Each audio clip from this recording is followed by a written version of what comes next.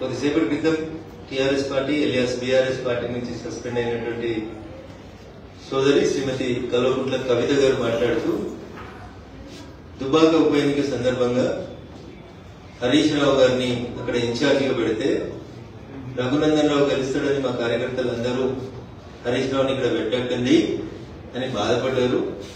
అయినా మేము హరీష్ రావుని అక్కడ పెట్టడం వల్లనే పరోక్షంగా అని చెప్తుంది రఘునందన్ రావు గెలిచింది అనేటువంటి అర్థం వచ్చేలా మాట్లాడుతున్నాను. కవిత గారు మీరు ఇప్పుడు మాట్లాడుతున్నారో నాకు తెలియదు, కానీ నేను అప్పుడే చెప్పాను, దుబ్బాకకి మీ అన్నతో పాటు సిద్దిపేట జిల్లాకి ఇన్ఛార్జి మంత్రిగా ఉన్నటువంటి హరీష్ రావు అనే ఆయన చేసిన అన్యాయం అంతా ఇంత కాదని నేను 100 సార్లు చెప్పాను.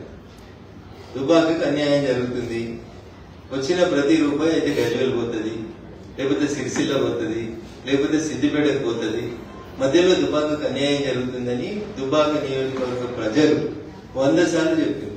మీరు ఇవాళ అదే మాట కొత్తగా చెప్తూ దానివల్లనే ఏదో జరిగింది అన్నట్టు చెప్తా ఉన్నారు. అది నిజం.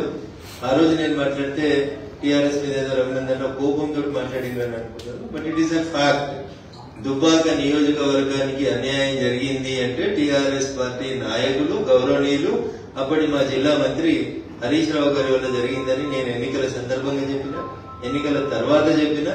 దుబ్బాక ప్రజలు ఇప్పటికైనా దయచేసి దాన్ని అర్థం చేసుకోవాలని చెప్పి కోరుకుంటా ఉన్నాను. ఇది 100% నిజం. దుబ్బాక ప్రజలు మార్పు కోరుకున్నారు. మీ కుటుంబ పాలన వద్దనుకున్నారు, మీ అవినీతి పాలన వద్దనుకున్నారు, దుబ్బాక నియోజకవర్గం మీద హరీష్ రావు గారు పెత్తనం వద్దనుకున్నారు. అందుకనే దుబ్బాక ప్రజలు స్వచ్ఛంగా మనస్ఫూర్తిగా ఓటేస్తే రఘునందన్ రావు గెలిచిండు తప్ప ఎవరి దయా దాక్షిణ్యాలతో రఘునందన్ రావు ఆ ఉప ఎన్నికలలో గెలవలేదు. 100% దుబ్బాక నియోజకవర్గ ప్రజలు మార్పు కోరుకున్నారు.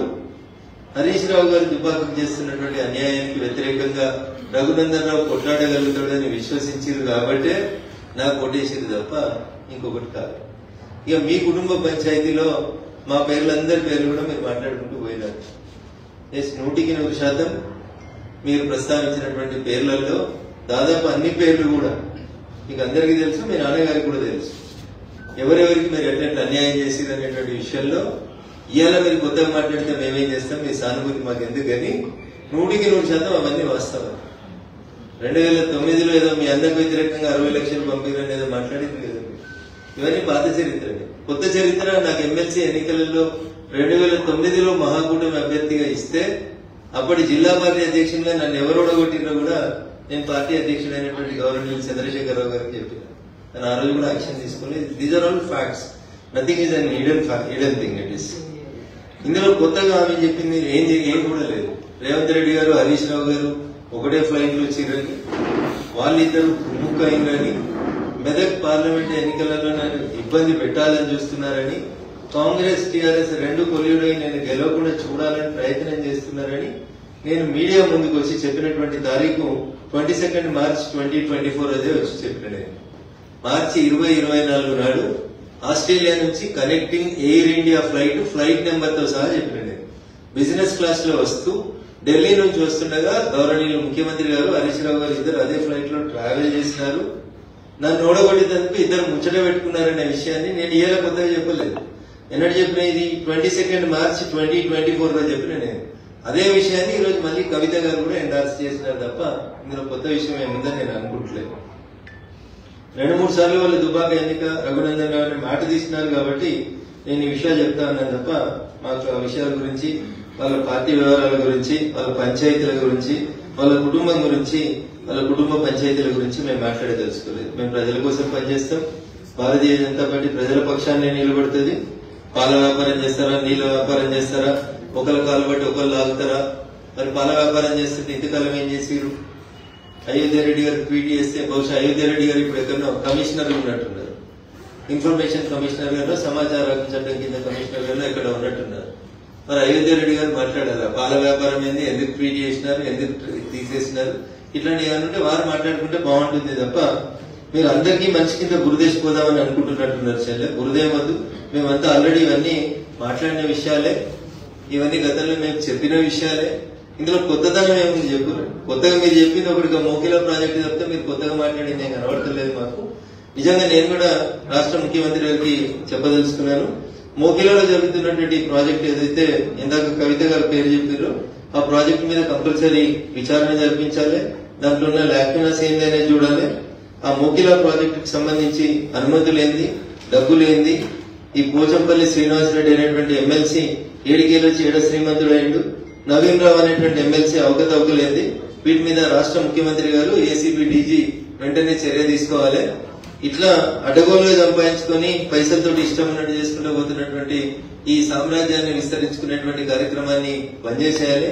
టీఆర్ఎస్ లో ఎమ్మెల్సీల పేరిట పోచంపల్లి శ్రీనివాసరెడ్డి గారైనా నవీన్ రావు గారైనా వీళ్ళు చేసినటువంటి పాప పనులన్నింటినీ కూడా కాంగ్రెస్ ప్రభుత్వం వెంటనే విచారణ జరిపించాలని చెప్పి నేను ఈ సందర్భంగా డిమాండ్ చేస్తా ఉన్నా. వీళ్ళే కాదు పాపం, మా చెల్లె మర్చిపోయింది, ఇంకొక ఆయన సంతోషరావుకి సడ్డగుడో వియ్యంగుడో చుట్టం ఒక ఆయన అవుతాడు డీసీపీ, పేరు సందీప్ రావు. ఈయనను పెట్టి నా దుబ్బాక ఉప ఎన్నికల సందర్భంగా ఈజ్ ద సూపర్ మ్యాన్ అన్నట్టు, పోలీసులో సూపర్ కాప్ ఈయన. టెలిఫోన్ ట్యాపింగ్ లో గానీ పైసలు పట్టుకోవడంలో గానీ ఇప్పటిదాకా పేరు ఎవరు మాట్లాడలేదు కానీ వారి పేరు సందీప్ రావు. వారు అప్పుడు టాస్క్ ఫోర్స్ డీసీపీగా ఉన్నారు నార్సింగ్ ఏరియా, నేను ఉండే ఇంటి ఏరియాకి టాస్క్ ఫోర్స్ డీసీపీగా ఉన్నారు సందీప్ రావు గారు. వీరి నాయకత్వంలో ఒక 3-4 సిఐలు పెట్టుకుని మా ఇంటి చుట్టూ వాచ్ పెట్టి మమ్మల్ని నానా యాగి చేసి టార్చర్ పెట్టినటువంటి పెద్దలు కూడా సందీప్ రావు గారు. ఇట్లా మీరు పోలీసులను అడ్డం పెట్టుకుని చేసిన మంచి పనులు చెప్తుందేమో కవిత అని నేను అనుకున్నాను.